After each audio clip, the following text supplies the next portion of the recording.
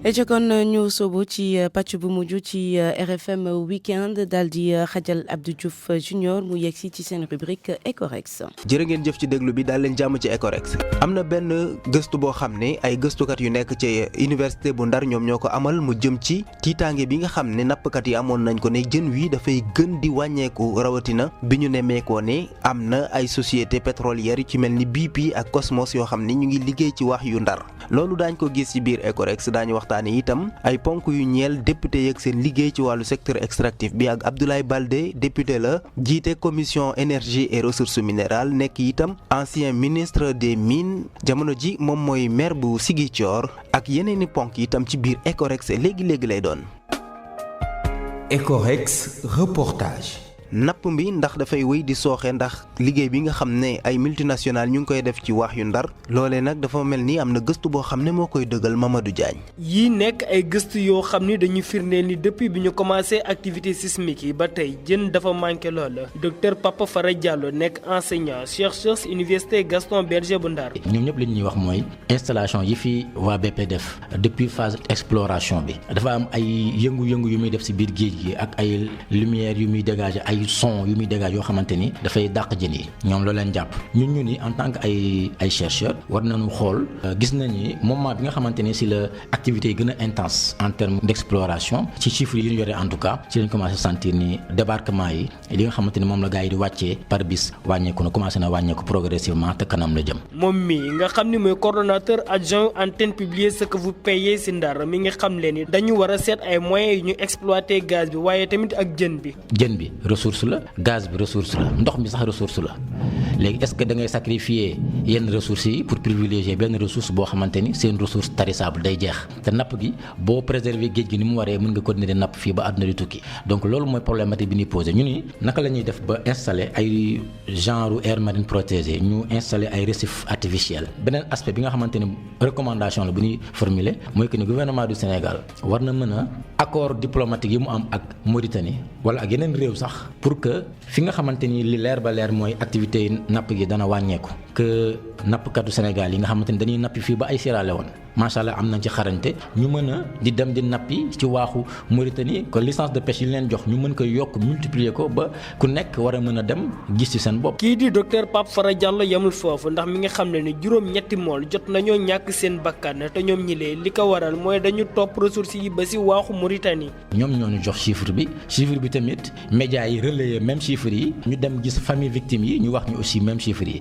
donc du coup foofu lañ sukkandiku pour wax ni am na juróom-ñetti doomu Ndar yoo xamante ne ñàkk nañ seen bakkan ci dem topp jën bi ba ci waaxu Mauritanie. mu nekk ab étude boo xam ne ñi ngi koy saytu fii ñu nekk ki nga xam ne di docteur Papa Fara Diallo mi ngi dalal xel yi te di xam ne ni résultat yi ñu am amul benn sikki sàkka.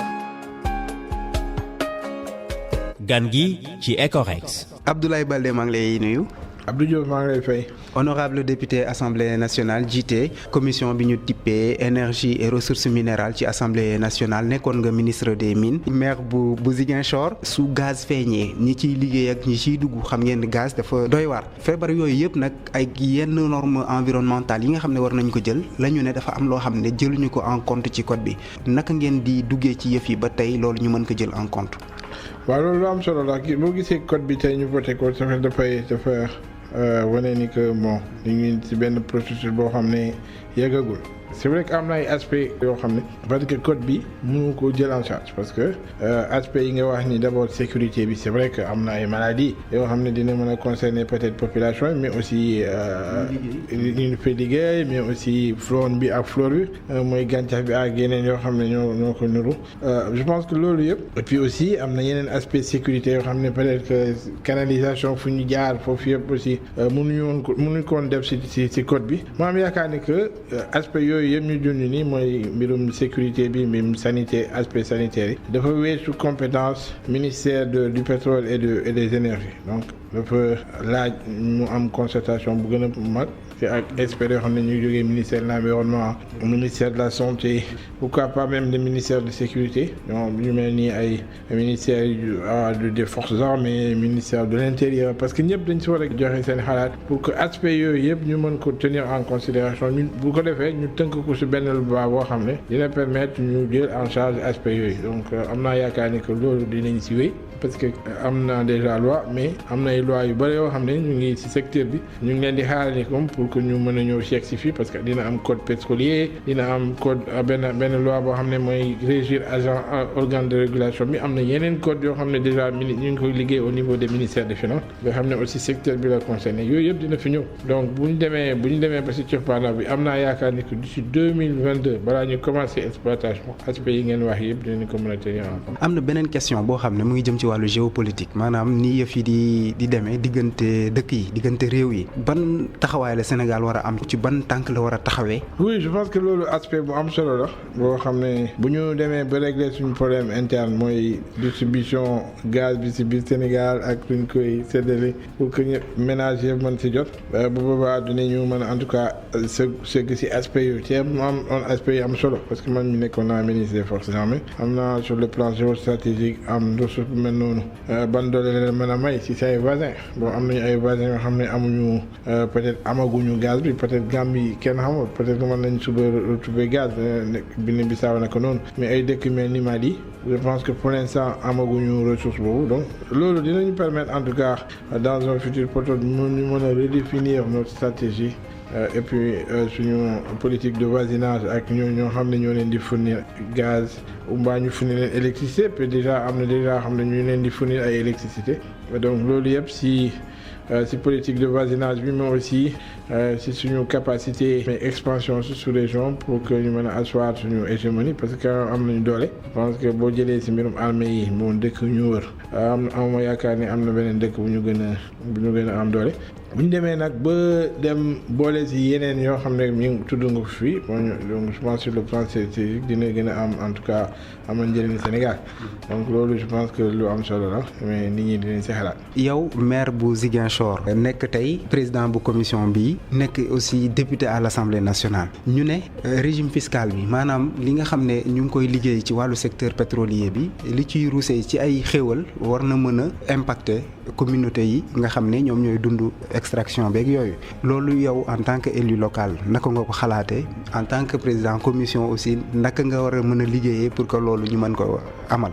waaw loolu ñu koy waxtaanee d'abord moom boo seetlu assemblée bi ni mu bindoo bëri na ay député mais trop ñoo xam ne ay député lañ mais aussi ay maire donc déjà de ci question yu bëri nañu faral di dellu si loolu bu ñuy voté contenu local bi mais aussi loi bi ba yàlla def na ni lii nañ ko arrimé ci code douanier bi ak code fiscal bi mais ñu ngi kii continuer discussion bi pour que lii dans le cadre du contenu local te président am yaakaar ni que bu ñu commencé exploitation gaz bi ak pétrole bi 2022 surtout gaz bi 2022 pétrole bi 2023 la dinañu mën a atteindre 50% contenu local mooy c'est-à-dire que loo xam ne dafay intéresser population surtout dana amal njëriñ ñoo xam ne ñoo nekk ci réew mi mooy askan wi te je pense que askan wi ñu leen fi taxawal mooy d'abord maire yi mooy parce que koo gis rek am na commune bu mu jógee donc bu ñu intéresser population kii communes yi communes yi surtout gis ci seen wàll c'est vrai que loolu prévoir nañ ko déjà ci code yu bëri boo demee ci code minier am na le fonds de développement local moo am na ci yeneen mais c'est vrai que am na fonds de péréquation mais c'est que je pense que dispositif boo xam ne ñu ngi koy tabax il faut que ñu en tout cas mën ci réserver part bu importante collectivité territoriale c'est vrai que ressources yi ça appartient à l'ensemble du peuple mais man bi ma nekkee ministre des mines waxoon naa ni que peut-être ñoo xam ne peut-être ñoo dëkk foo xam ne foofu la exploitation parce que inconvénients yi bëri ci ñoom lay gën a am feebar yi ngi wax fii ak yeneen inconvénients généralement ci zone d'exploitation peut-être que ñooñu mën nañ am wàll bu gën a am solo bu ko defee bu amee am part boo xam ne dañ ko séddale ñëpp parce que ressources yi ñu ñëpp ko moom mais am naa yaakaar ni que collectivités locales yoo xam ne ñooy habiter installation yi mën nañ ci gën a gis seen wàll. merci beaucoup jërëjëf. merci Abdou Diouf j'espère que sama wolof yi nit ñi dégg nañu ma wax. wolofu pël la c'est tolérable maa ngi lay sant di la gërëm Abdoulaye Baldé woon honorable député Abdoulaye Baldé ak ñun tey ci Ecorex ñu lay sant di la gërëm moom mooy président bu commission énergie et ressources minérales bu assemblée nationale nekk député kon nekk itam maire bu Ziguinchor jërëjëf. Ecorex lexique bi. tey jii ci suba ñu ngi ak Nando Cabral Gomis di taskatu xibaar ca Sud Quotidien maa ngi lay nuyu. waaw maa ngi lay fay Abdou Diouf Junior. yow yaa jiite commission environnement bu AGETREX association des journalistes pour la transparence dans les ressources extractives tey jii nga war ñoo waxtaanal ci lu jëm ci wàllu étude d'impact environnemental. xam nga di nga ma baal moom ci sama olof bi xam nga olof njaagu moom demeewul noonu. waaw dëgg la tey suba ñu ngi daan waxtaanee ci maanaam lu tubaab bi di naan étude d'impact environnemental et social mu nekk saytu bi nga xam ne dañ koy faral di def bi ñuy waajal def yeneen projet yi bi nga xam ne day laal dëkkuwaay léegi objectif étude boobu c'est juste pour ñu jëm a xool ban jafe-jafe la projet boobu mën a indi ci dëkkuwaay bi tamit ban jafe-jafe la mën a teg ñi nga xam ne ay nit ñu dëkk te nar a jege projet boobu loolu bu ñu ko seetu ba pare ñu xool naka la ñu mën a def ba wàññi jafe-jafe yi wala bu ñu ko mën lee wàññi tam naka la ñu mën a def ñi nga xam ne dañ ci am lu ñu perte ñu compenser leen maanaam ñu jox leen ndàmpaay li nga xam ne dina tax ba ñoom lu ñu ñàkk noonu ñu mën ko am feneen.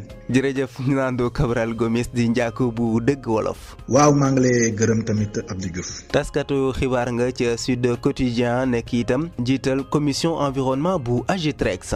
mën ngeen dégluwaat émission bi ci rfm.sn Ecorex jeex na jërë ngeen jëf ci déglu bi ba samedi ba la ñu jëm ñun di leen yeneen gis-gis ci suñuy ressources extractives. À 7h33, un nouveau numéro d'Ecorex avec Abdou Diouf Junior. Bonjour à tous et bienvenue dans Ecorex. Une étude de chercheurs de l'université Gaston Berger de Saint-Louis confirme les craintes des pêcheurs de Guet Ndar. Le poisson est de plus en plus rare depuis le début des activités offshore des sociétés pétrolières au large de Saint-Louis. Nous verrons tout cela dans Ecorex. Nous serons également avec Abdoulaye Baldé. Il sera notre invité, ancien ministre des Mines, député, président de la commission énergie et des ressources minérales de l'Assemblée nationale, mais également maire de la ville de Ziguinchor, entre autres sujets dans Ecorex, et c'est tout de suite.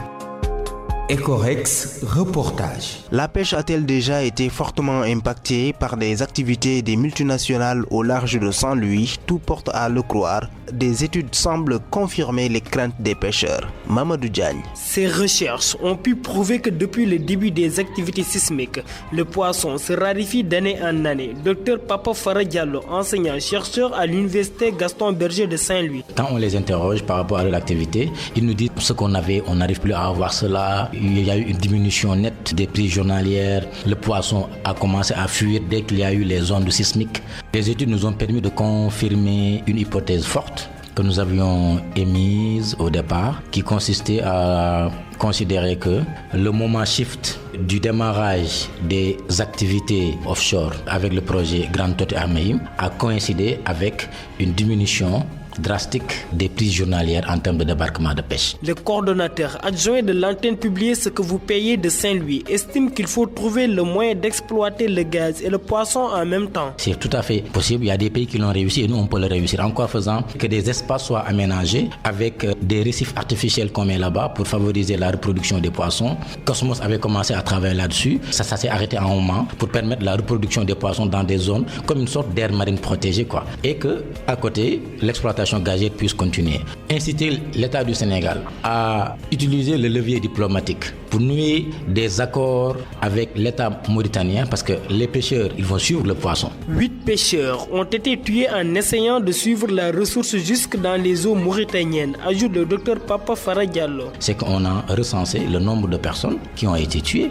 Depuis un moment, on a commencé à compter et ça donne le chiffre 8 que les communautés de pêcheurs ont directement confirmé avec les familles des victimes qui ont confirmé exactement que ces gens-là ont été tués dans des conditions que nous venons de décrire. Cette étude fait l'objet d'analyse en ce moment, précise l'enseignant-chercheur. Le docteur Papa Fara Diallo est tout de même certain que le résultat obtenu ne souffre d'aucune ambiguïté. L'entretien dans Ecorex. Bonjour, monsieur Abdoulaye Baldé. Bonjour Abdou Diouf. Vous êtes ancien ministre des Mines. Vous êtes actuellement député à l'Assemblée nationale et président de la commission énergie et ressources minérales. Il faut anticiper sur des questions relatives à la sécurité, y compris des maladies particulières qui apparaissent généralement avec l'exploitation du gaz, notamment des maladies à prendre en compte, surtout en relation avec la faculté des médecines. Un député l'a dit. Qu'est-ce que vous pensez de cela? Est-ce que votre commission est prête à travailler sur cela. Oui, bien évidemment. Je pense que tous les aspects ne sont pas pris en compte, y compris ceux que vous venez d'évoquer. Je n'avais évoqué d'autres. Nous sommes dans une étape, mais il y a des étapes suivantes. Et il y a beaucoup de lois qui vont venir, le code sur l'électricité, il y a d'autres codes, d'autres lois qui vont concerner le secteur du gaz. Bien entendu, ces aspects que vous venez d'évoquer. On a aussi parlé des aspects environnementaux, la protection de l'environnement. Je pense qu'il a beaucoup été question, mais aussi les aspects sanitaires. Ça, c'est important. Mais ce n'est pas un aspect qui concerne seulement le ministère du pétrole et des énergies. Il est évident qu'il faut qu'il y ait une large concertation, une prise en charge beaucoup plus globale de cette question par plusieurs départements ministériels. Et bien évident qu'il y ait une loi dans ce sens-là est en préparation, qu'elle va être faite. On ne peut pas laisser à la merci des exploitants, les populations qui habitent dans ce secteur-là. Ça ne dit seulement pas des populations, mais aussi un peu de la flore et de la faune. Donc il faut prévoir, en tout cas avoir une vision beaucoup plus globale, beaucoup plus large de ces aspects sanitaires. Et il est évident que le gouvernement prendra toutes les dispositions. Et nous, dans notre commission aussi, parce que notre mission, ce n'est pas seulement de voter des lois, mais notre mission aussi, on a une mission d'information, on a une mission de contrôle et on a une mission d'évaluation. Il est évident que dans le cadre de ces différentes missions, nous jouerons notre partition pour que ces aspects puissent être pris en compte dans les prochains textes à voter. Est-ce qu'aujourd'hui, le Sénégal doit penser à cet aspect géopolitique-là avant l'exploitation du gaz? Ah oui, absolument. Vous savez que j'étais ministre de la Défense, donc ces questions ne sont pas étrangères. Il est évident que, déjà, avec l'électricité, nous avons commencé à fournir de l'électricité à la Gambie, une partie de la Gambie, mais aussi à la Guinée-Bissau. Et il est évident qu'avec le potentiel gazier qui est le nôtre, c'est vrai qu'en dehors de du marché domestique, il faudrait de la commercialisation nécessaire vers d'autres pays de grande production. Il est évident qu'il sera important que nous puissions en tout cas être un fournisseur de gaz par des pipelines, des gazoducs, parce que tout ça a été réglementé au niveau du code gazier que nous venons de voter. C'est pour ça que à un certain moment, je suis intervenu pour dire au ministre, attendez, parce que dans les dispositions, surtout à l'article 61 et 62, il est prévu ce type de transport par gazoduc, par canalisation. Et ces gazoducs peuvent passer dans le domaine public de l'État, dans le domaine privé de l'État, mais aussi dans des concessions privées. Et on dit que les canalisations et les gazoducs appartiennent au gouvernement, à l'État, à la puissance publique. Et il y a les propriétés privées qui appartiennent, dont le sol appartient au privé. Et puis, dans une des dispositions, c'est l'alinéa dernier, je pense, de l'article 62, il est dit que les concessionnaires, c'est-à-dire qui exploitent, ils ont la responsabilité de propriétaire sur ces installations. Donc, par conséquent, je pense qu'il y a lieu de préciser tout ça dans les décrets d'application, mais aussi de prévoir dans la mesure où ces installations qui sont au Sénégal et qui appartiennent au Sénégal, quand elles seront transposées dans un autre pays étranger, quels seront les régimes juridiques. Je pense que ça, c'est des questions sur lesquelles il faudra... Parce qu'on ne peut pas transporter du gaz en Gambie en disant que les canalisations appartiennent à l'État du Sénégal. Je ne sais pas. En tout cas, ce sera des questions qui seront peut-être abordées et qui touchent un peu les aspects des droits internationaux. Mais il est évident que nous devrions nous positionner comme une puissance gazière et puis ça pourrait aussi jouer sur le plan de la géostratégie. Il est évident que les canalisations, les gazoducs qui vont être posés appartiennent à l'État du Sénégal, mais dès qu'ils entrent dans le domaine d'un État étranger, ça devient une autre problématique qu'il faut gérer. Est-ce à dire qu'on n'a pas prévu cela dans notre législation? Pour l'instant, dans le code gazier, c'est pas prévu, mais je pense que c'est une éventualité, c'est une perspective. Et au moment où il s'agira d'aller vers ces pays, dans ces pays limitrophes, sur les pays étrangers, il est évident que d'abord, les concertations devraient avoir lieu, bien évidemment, entre nous et ces pays-là. Et puis, à partir de là, une législation spécifique sera adoptée pour voir quel est le régime juridique de ces installations, une fois érigées en dehors de notre territoire national, quel sera le régime juridique dans ce pays-là. Vous êtes aussi élu local, vous êtes le maire de Ziguinchor, alors le régime fiscal doit intéresser aussi les collectivités territoriales. Vous en pensez quoi? Je pense que c'est tout à fait normal. Vous savez, il y a une bonne partie de parlementaires qui sont à la fois députés et maires. Et donc, bien entendu, notre combat, c'est que cette fiscalité puisse profiter aux populations à la base. Et cela pourra passer nécessairement par les collectivités locales qui sont les représentants des populations à la base. Merci beaucoup, Abdoulaye Baldé. Merci beaucoup, Abdou Diouf Junior. Je vous remercie de m'avoir invité. Président de la commission énergie et ressources minérales à l'Assemblée nationale, député évidemment, maire de la commune de la grande ville de Ziguinchor. Merci d'avoir été avec nous ce matin. Nous avons évoqué notamment le code gazier qui a été à l'Assemblée nationale. le jargon du secteur extractif dans Ecorex. Voici le lexique. Avec nous ce matin pour le lexique, Nando Cabral Gomis, journaliste à Sud Quotidien. Bonjour. Oui, bonjour Abdou Diouf Junior. Vous êtes le président de la commission environnement de l'Agitrex, association des journalistes pour la transparence dans les ressources extractives, et vous nous parlez de l'étude d'impact environnemental et social. Oui, nous parlons ce matin de l'étude d'impact environnemental et social. En effet, l'étude d'impact environnemental et social est une étude technique. Elle cherche à apprécier toute forme de conséquences sur l'écosystème. Elle est menée dans le cadre d'un quelconque type de projet, notamment les projets d'aménagement de grande envergure, pour en connaître les impacts négatifs sur l'environnement et les populations riveraines et tenter de les limiter, les atténuer ou les compenser. Merci beaucoup Nando Cabral Gomis. C'est à moi de vous remercier, Abdou Diouf Junior. Journaliste à Sud Quotidien, président de la commission environnement de l'Agitrex. Vous pouvez réécouter cette émission sur rfm.sn. Ecorex, c'est fini, merci de l'avoir suivi. À samedi prochain pour un nouveau regard sur nos ressources extractives.